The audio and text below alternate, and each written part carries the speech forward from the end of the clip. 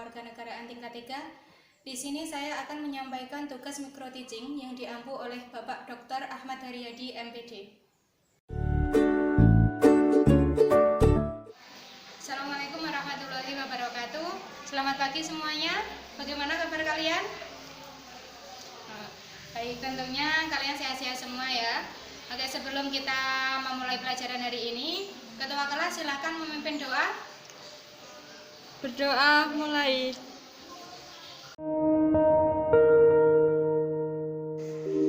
Sebelum kita melanjutkan materi pada pagi hari ini, ada yang ingat tidak materi kita pada minggu kemarin?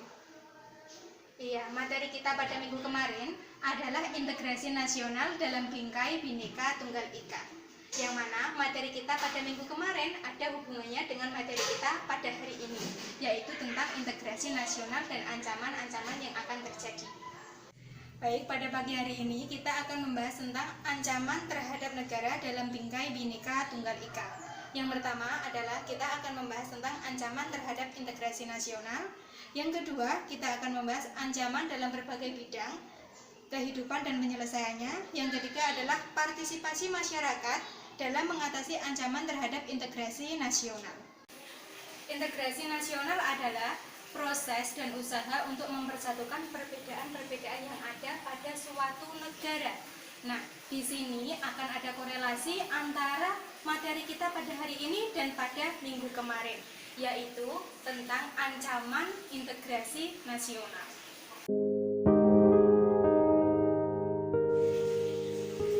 Baik, untuk yang pertama kita akan membahas tentang ancaman terhadap integrasi nasional, yang mana integrasi nasional sudah kita bahas pada materi sebelumnya.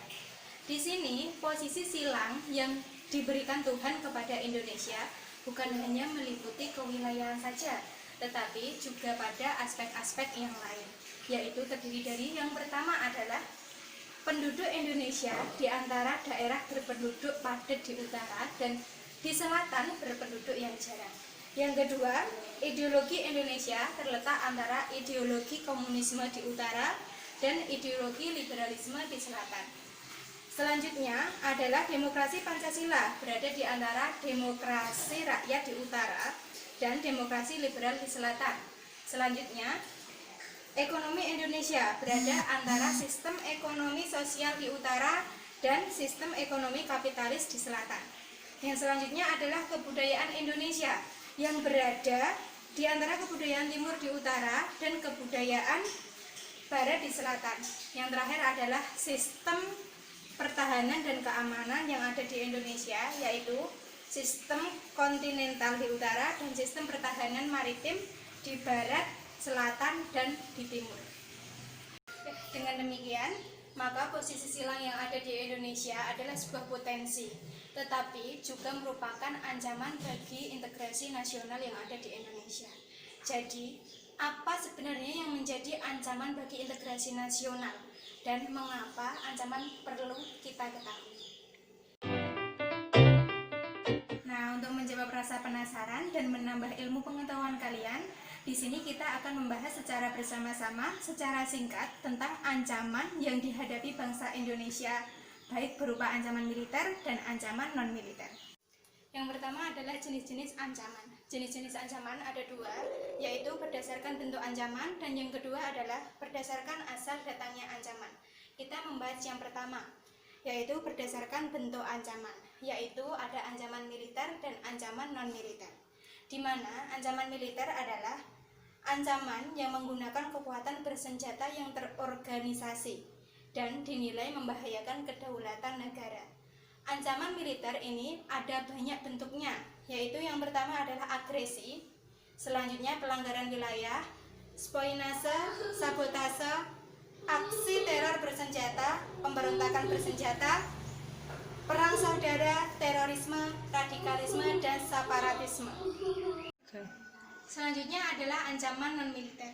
Ancaman non-militer adalah ancaman yang menggunakan faktor-faktor non-militer yang dinilai mempunyai kemampuan membahayakan kedaulatan negara, kepribadian bangsa, keutuhan wilayah, dan keselamatan segenap bangsa. Ancaman ini salah satunya disebabkan oleh pengaruh negatif dari globalisasi.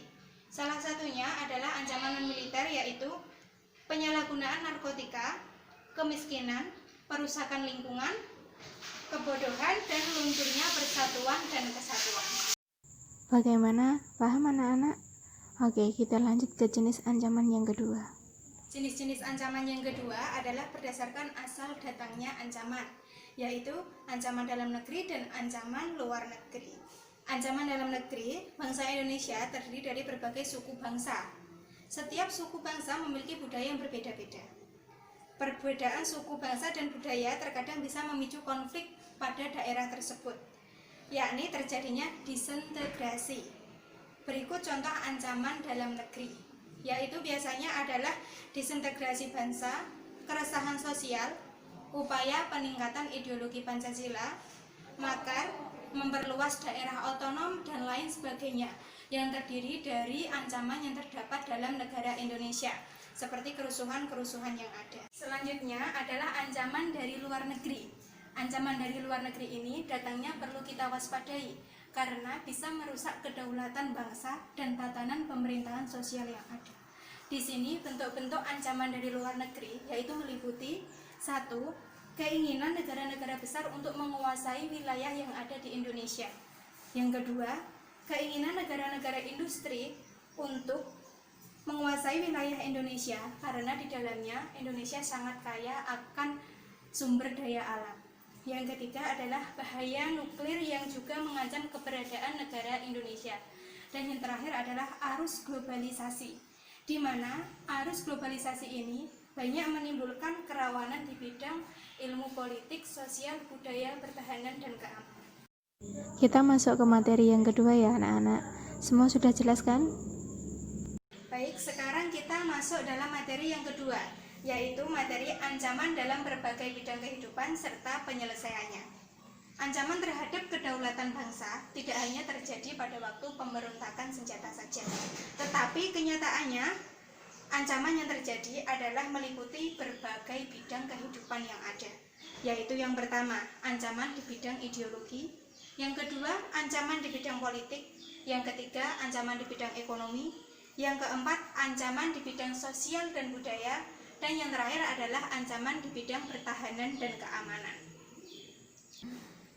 Ancaman dalam berbagai bidang kehidupan tersebut dapat terjadi salah satunya karena adanya pengaruh arus globalisasi yang menyebabkan batas-batas negara luruh oleh adanya teknologi. Jadi, ancaman terhadap integrasi nasional harus diatasi. Untuk itu, diperlukan strategi dalam mengatasi ancaman yang berpedoman pada Undang-Undang Dasar Negara Republik Indonesia dan Pancasila. Jadi Undang-Undang Dasar Negara Republik Indonesia dan Pancasila tersebut adalah cara untuk menyelesaikan ancaman yang terjadi. Nah, sekarang kita masuk pada materi yang terakhir, yaitu partisipasi masyarakat dalam mengatasi ancaman terhadap integrasi nasional. Berpartisipasi dalam mengatasi ancaman artinya turut serta terlibat dalam kegiatan yang menjaga keutuhan wilayah negara dan bangsa Indonesia. Hal tersebut dapat terjadi apabila setiap masyarakat memiliki kesadaran. Adapun upaya yang dapat dilakukan adalah sebagai berikut. Yang pertama, berkomitmen untuk bersatu. Ketika semua rakyat berkomitmen untuk bersatu, maka permasalahan yang terjadi akan cepat teratasi. Karena dengan kerjasama kita dapat menyelesaikan masalah secara cepat. Yang kedua adalah membangun konsensus. Yang ketiga, membangun kelembagaan. Yang keempat, merumuskan kebijakan dan regulasi yang konkret. Yang kelima, pembinaan integrasi nasional, bahwa integrasi nasional memang terus harus dibina karena integrasi nasional merupakan usaha dan proses untuk menyatukan perbedaan yang ada dalam negara. Yang selanjutnya adalah mengembangkan rasa bangga berbangsa dan bertanah air. Contohnya misalnya cinta produk Indonesia. Kita menggunakan produk-produk yang ada dalam Indonesia. Yang terakhir adalah memajukan pergaulan demi persatuan dan kesatuan bangsa yang berbineka tunggal ika. Seperti yang sudah kita ketahui, semboyan kita adalah Bhinneka Tunggal Ika, yang artinya berbeda-beda tetapi tetap satu jua. Baik, demikian tadi penjelasan materi pada pagi hari ini. Apakah ada yang ditanyakan? Oke, kalau tidak ada yang ditanyakan, dengan mempelajari ancaman integrasi terhadap negara dalam bingkai Bhinneka Tunggal Ika pada bab ini, semuanya diharapkan bisa mengembangkan karakter, yaitu cinta tanah air, kerja keras, semangat kebangsaan, sikap mandiri, bertanggung jawab, bersahabat, jujur, dan rasa ingin tahu kita terhadap bangsa dan negara harus lebih kuat dengan menanamkan nilai-nilai yang ada dalam Pancasila. Baik, sekian materi dari saya. Ini waktunya sudah habis, kita lanjutkan materi minggu depan ya. Kalau ada yang ditanyakan silahkan dicatat di buku terlebih dahulu. Kalian silahkan belajar di rumah, jangan main HP ya. Main HP harus dikurangi, ingat ya. Sekian dari saya. Wassalamualaikum warahmatullahi wabarakatuh.